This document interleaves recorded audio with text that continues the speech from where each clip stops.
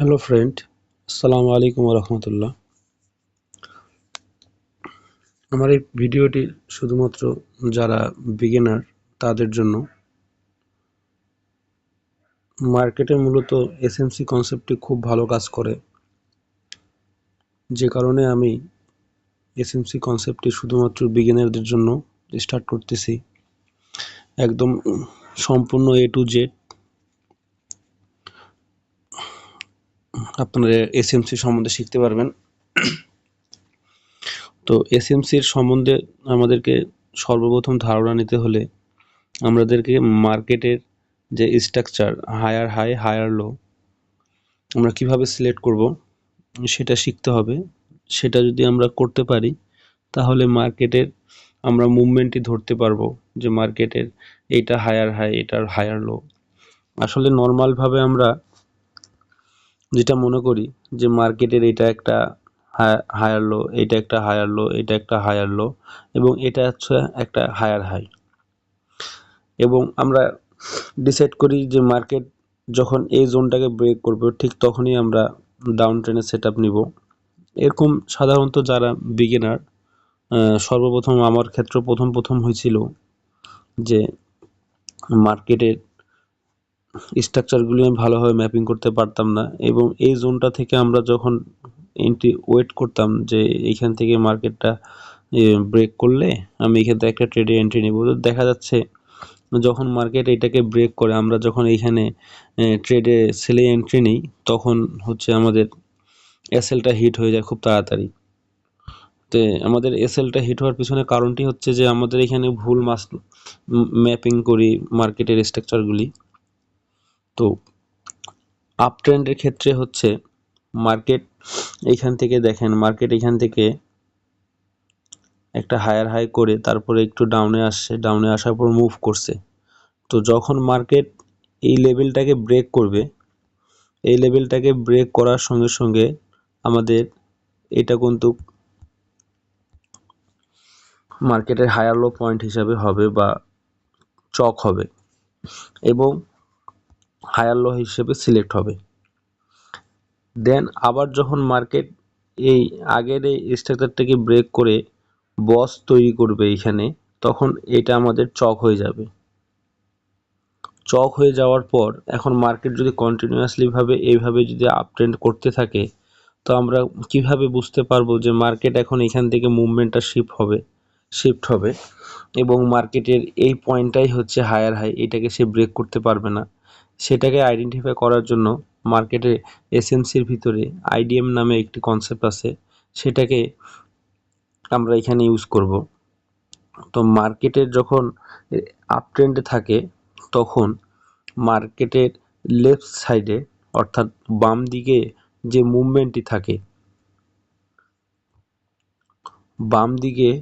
মুভমেন্টটি থাকে, সেটাকে যদি সে বডি দিয়ে ব্রেক করে এবং আগের ক্যান্ডেলের হাইকে সে যদি সুইপ করার পর সে যদি এই অংশকে ব্রেক করে, তখন আমরা এই অংশটিকে হায়ার লো হিসাবে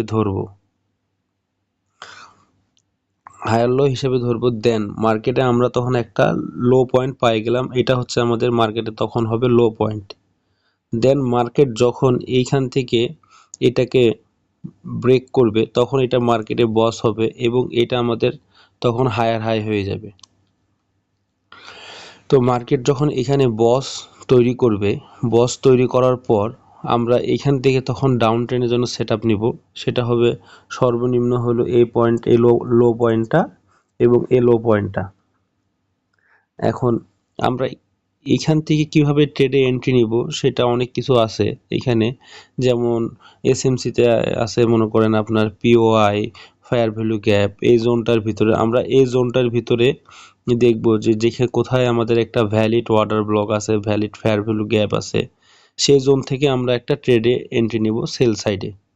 দেন আমাদের প্রফিটটা খুব সহজে হবে। এখন আমরা ভ্যালিড আইডিএমটা যদি সিলেক্ট না করতে পারি তো আমরা কিন্তু ভুল হায়ার হাই ভুল হায়ার লো সিলেক্ট করব। তো এখন আমি আপনাদেরকে ভ্যালিড আইডিএমটি কিভাবে আপনারা সিলেক্ট করবেন আপ ট্রেন্ডের ক্ষেত্রে এবং ডাউন ট্রেন্ডের ক্ষেত্রে সেটা নিয়ে এখন আলোচনা করব। তো সর্বপ্রথম মার্কেট যদি আপ ট্রেন্ডে থাকে তাহলে প্রথম ক্যান্ডেলের হাইকে যদি সুইপ করে,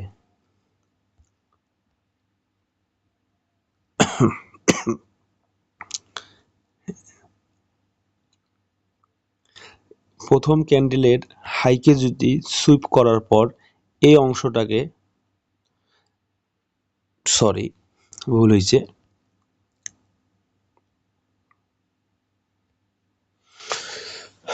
মার্কেট যখন আপ ট্রেন্ডে থাকবে তখন মার্কেটে দেখবেন যে এই আগের ক্যান্ডেলের উইকে সে সুইপ করবে। সুইপ করার পর আমরা তখন এই পয়েন্টটাকে ডিসাইড করার পর যদি আপ ট্রেন্ডে মার্কেট এই আগের হাইকে যদি বডি দিয়ে ব্রেক করে তাহলে এটা আমাদের আইডিএম হবে এবং এটা আমাদের লোয়ার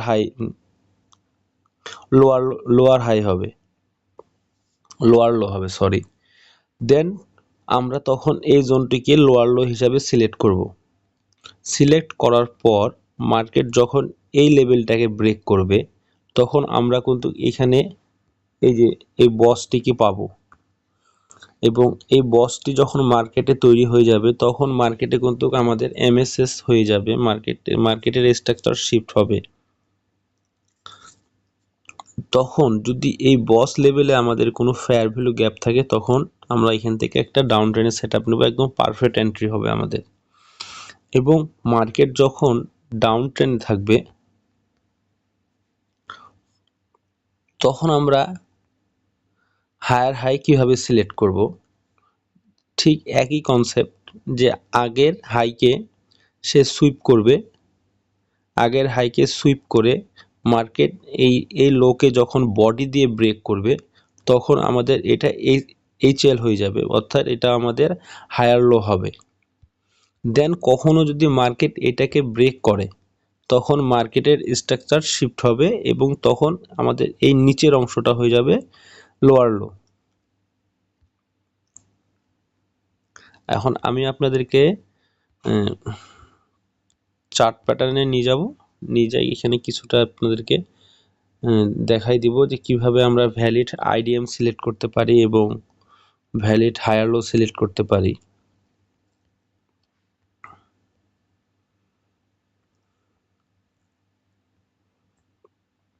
তো দেখেন মার্কেট কিন্তু কন্টিনিউয়াসলি ভাবে এইখান থেকে একটা আপ ট্রেন্ডের দিকে শিফট করছে।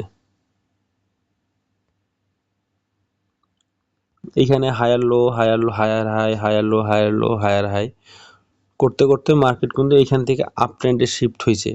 এখন মার্কেট যখন মনে করেন এইখান থেকে একটা রিজেকশন দিচ্ছে, তো আমরা এখানে একটা সেল সেটআপে নিছি, আমাদের এন্ট্রি লস হয়েছে। কারণ এখানে লস হওয়ার পিছনে কারণটা কি জানেন, যে এখানে আমাদের আইডিএম ঠিকই হয়েছে, এই হাইকে ঠিকই সুইপ করছে কিন্তু মার্কেটে বস তৈরি হয়নি। অর্থাৎ মার্কেটের এই অংশটা এর হাইকে কিন্তু সে সুইপ করছে, দেখেন এই যে এটা সুইপ করছে, এটাও সুইপ করছে। তো আমরা যদি এই অংশকে যদি সুইপ করার পর এই অংশকে কিন্তু সে কিন্তু ব্রেক করছে, দেখেন বডি দিয়ে পুরা ব্রেক করছে এই অংশটাকে।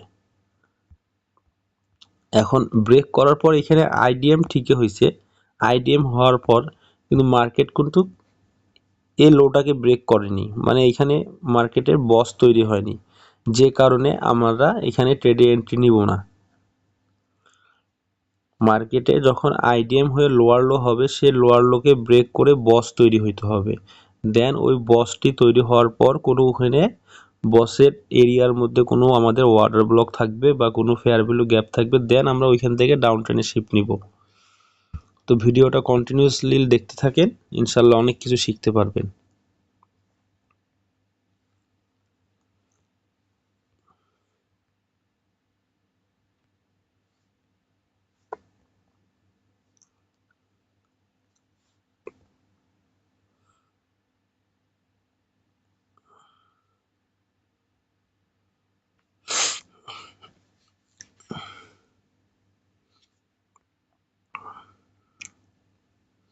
এখানে দেখেন মার্কেট এইখানকার এর হাইকে সুইপ করছে, আমরা এটাও ধরতে পারি এবং আমরা এই অংশটাকে ধরতে পারি। তো মার্কেট এইখানে এর হাইকে সুইপ করার পর এইটাকে কেন নিব না আমরা, কারণ এইখানে কিন্তু বডি দিয়ে ব্রেক করেনি। মার্কেট এইখান থেকে ডাউন ট্রেন্ডে শিফট হওয়ার পর এইখান থেকে মার্কেট কিন্তু আপ ট্রেন্ডে শিফট হয়েছে। আপ ট্রেন্ডে শিফট হওয়ার পর মার্কেট কিন্তু এই যে নিচের এই লোটাকে কিন্তু বডি দিয়ে ব্রেক করছে। দেন এখানে কিন্তু তখন আইডিএম তৈরি হয়েছে। আইডিএম তৈরি হওয়ার পর মার্কেটের এই অংশটা হচ্ছে আমাদের লোয়ার লো পয়েন্ট। যখন মার্কেট এইখানে বস তৈরি করলো, বস তৈরি করার পর দেখেন এখানে কিন্তু আমাদের একটা ওয়াটার ব্লক তৈরি হয়েছিল, পিওআই তৈরি হয়েছিল। এগুলো নিয়ে পরে আলোচনা করব। যেমন আমাদের এইখানে একটা ওয়াটার ব্লক তৈরি হয়েছে এবং দেখেন এই ওয়াটার ব্লকটিকে সুইপ করছে। সুইপ করার পর মার্কেট এইখান থেকে ডাউন ট্রেনে আমাদের শিফট হয়েছে।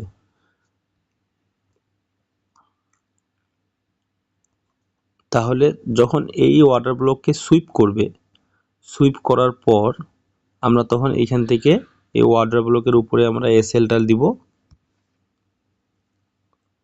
এখান থেকে আমাদের এসএলটা দিব। এখন আমাদের টার্গেটটা টিপিটা রাখতে পারি সচরাচর যে মার্কেটের কোন জোনটার ভিতরে ওয়াটার ব্লক আছে সেই জোনটা পর্যন্ত আমরা সিলেক্ট করব। যেমন এই জোনটার ভিতরে একটা ওয়াটার ব্লক আছে, এইখান থেকে তখন আমাদের টিপিটা আমরা সেট করে দিব। দেন আমরা এখান থেকে একটা ভালো একটা প্রফিট করতে পারবো। এবং এখানে কিন্তু একটা রিজেকশন ব্লক আছে, সেগুলো এখন বললে হয়তো বা বুঝবেন না। যে এই জোনটার ভিতরে আমরা একটা রিজেকশন ব্লক পাইছি, সেটাকে আমরা হচ্ছে যদি আইডেন্টিফাই করি আপনার প্রিমিয়াম জোন এবং ডিসকাউন্ট জোন দিয়ে, তো এই রিজেকশন ব্লকটাও কিন্তু দেখেন বডি দিয়ে ব্রেক করেনি। ব্রেক না করার কারণে এখান থেকে মার্কেট ডাউন ট্রেনে শিফট হয়েছে। তো এই রিজেকশন ব্লকটি কীভাবে কাজ করে এটি নিয়েও ইনশাআল্লাহ নেক্সট টাইমে ভিডিও তৈরি করব। যে এই থিওরিটা মার্কেটে কিন্তু 100% কাজ করে। এবং ডিসকাউন্ট জোন এবং প্রিমিয়াম জোন, যদি আপনারা এই ডিসকাউন্ট জোন প্রিমিয়াম জোন সম্বন্ধে যদি খুব ভালোভাবে শিখতে চান বা কোনো যদি কনফিউশন থাকে যে এটি আপনারা মার্কেটে কিভাবে ইউজ করবেন, তো আমাকে কমেন্টে জানাবেন। ইনশাআল্লাহ আপনাদের এই প্রিমিয়াম এবং ডিসকাউন্ট জোন নিয়ে আমি একটা ভিডিও করার চেষ্টা করব।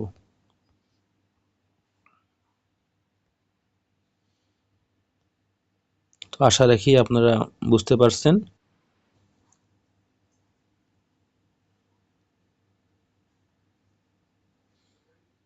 তো ইনশাআল্লাহ ভালো থাকবেন। আসসালামু আলাইকুম ওয়া রাহমাতুল্লাহ।